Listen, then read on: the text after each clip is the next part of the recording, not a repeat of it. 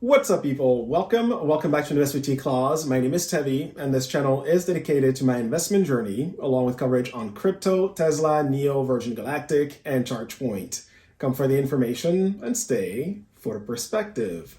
So last week, Marathon Digital held its earnings call and delivered what was classified as mixed results at best, with most headlines calling it a miss. The stock dropped on the news, and with Bitcoin failing so far to cross the 70K mark with authority, we have continued lower and are now down 13.04% on Mara over the past week. Meanwhile, inflows into the top 5 spot Bitcoin ETFs keep increasing.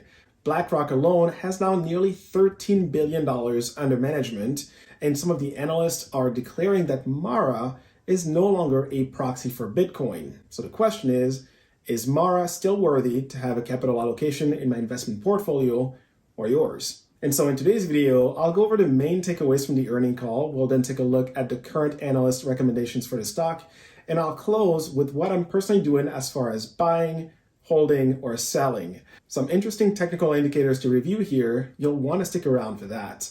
As always, this isn't to be taken as financial advice. I'm not a financial advisor. This is my personal approach to investing and the thought process behind it. I'd recommend watching all the way through so that you don't miss out on anything pertinent I'll be sharing. Drop this video an early like if you haven't already, and smash that subscribe button. Those are 2 easy ways to show your support to the channel and help it grow if you appreciate the content. All right, let's get into it.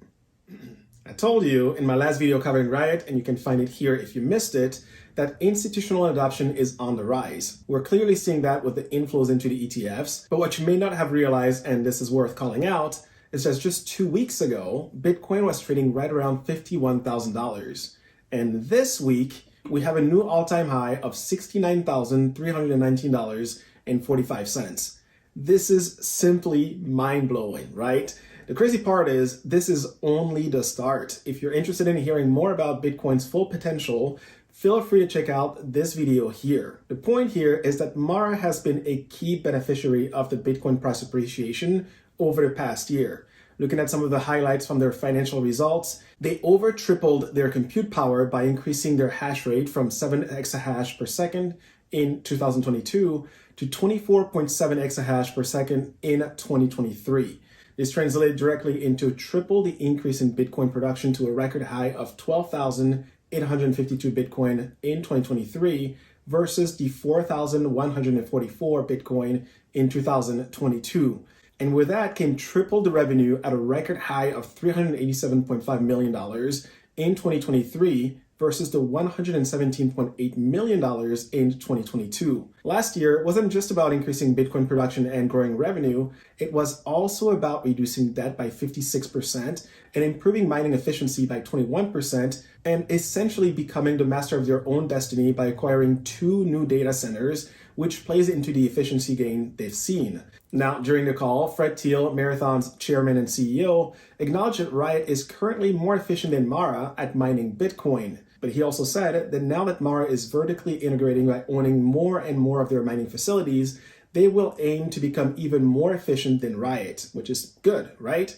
Now, where the miss comes into play is on earning per share. Wall Street analysts were expecting a positive EPS or earning per share of 4 cents. Instead, Mara lost 2 cents per share. But here's my main takeaway from all of this information. They've aggressively scaled up operation ahead of the Bitcoin halving set to occur in mid to late April this year. And despite, again, missing expectation, they have 3 quarters of increasing earning per share, clearly establishing a positive trend here. And ultimately, as we look ahead, Mara is set to increase its hash rate this year to up to 37 exahash, or nearly a 50% increase from 2023.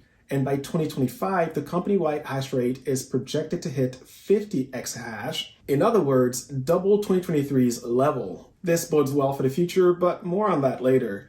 Let's take a quick look at our analyst ratings coming out of the earnings call. We have an overall recommendation of a hold rating. That recommendation is made up of 6 ratings, 2 buy, 3 hold, and 1 sell rating. When you consider the missed EPS narrative and the recent run up to above $30, it isn't too surprising to have some caution around the stock. Some still view the halving as a headwind for the stock.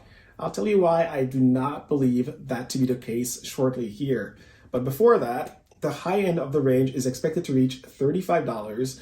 Meanwhile, the low end comes in at $14.30. The average consensus price target is $23.83. We're essentially there, right? Hence the analyst caution and hold rating. So what do I make of all this? Analyst ratings are a nice indicator, but they're not the end-all be-all. Personally, here's my take.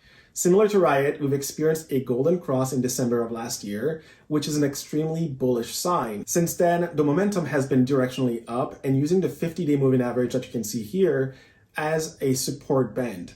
With RSI back at the 48.41 level, there is a solid probability that Mara makes another run at breaking above the $30 mark, and this time attempts to exceed the top end of the current range at $35. Now, this would likely come on the back of Bitcoin crossing over 70K and entering price discovery.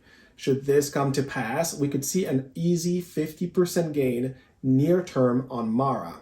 It's worth mentioning here that Riot is following a somewhat similar pattern, and the upside from its current level is nearly 100%.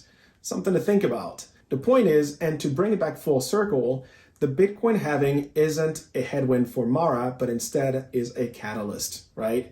With increasing Bitcoin demand in the coming years and the reduced overall supply availability, the price of Bitcoin should increase drastically, which correlates directly to the bottom line for Mara. Profitability in the coming quarters is coming. And so really, as I think about the 50% increase in mining capacity this year, Mara is incredibly well capitalized to scale up operations. And I gotta pat myself a little bit on the back here. I fully anticipated the stock would sell off on the news post-earning call because of the huge run-up we had experienced. And as a result, I sold a portion of my position near the top right before the earning call. On the screen here is one of the transactions here to illustrate my point.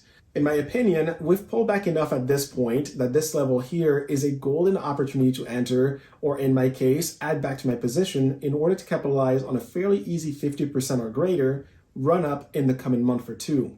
And so here's the last thing I will say. Bitcoin is near all-time high, and yes, it could pull back heavily post-halving. Yes, that would mean that Mara and other miners would also move lower near term, but make no mistakes. The approval of these ETFs and institutional capital flowing in will do for Bitcoin what ETFs did for gold. As it stands, Bitcoin is now the 9th largest asset in the world, and it won't be long before it dethrones silver for that 8th spot. And it could reasonably enter the top 5 over the coming years. And so when I think about this, companies like Mara, who are holding a significant amount of Bitcoin on the balance sheet and are responsible for the procurement of one of the most scarce assets in the world, will no doubt see their valuation balloon up as Bitcoin rises. And if you doubt this to be a very likely outcome, take a look at the gains on Mara, Riot, and MicroStrategy over the past year. 279.94% for Mara, 96% for Riot, 512.58% for MicroStrategy.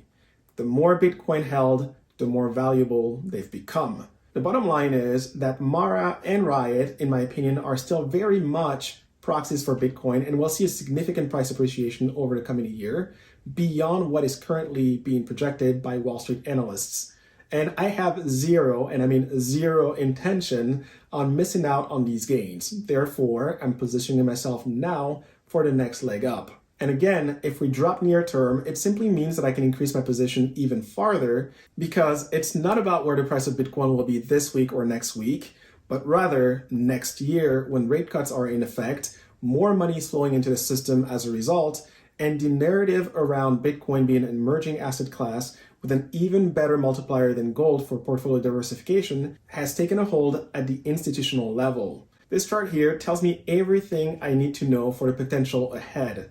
With only 1% allocation at the institutional level globally will push the price of Bitcoin to over $100,000. And who is the largest asset allocator in the world?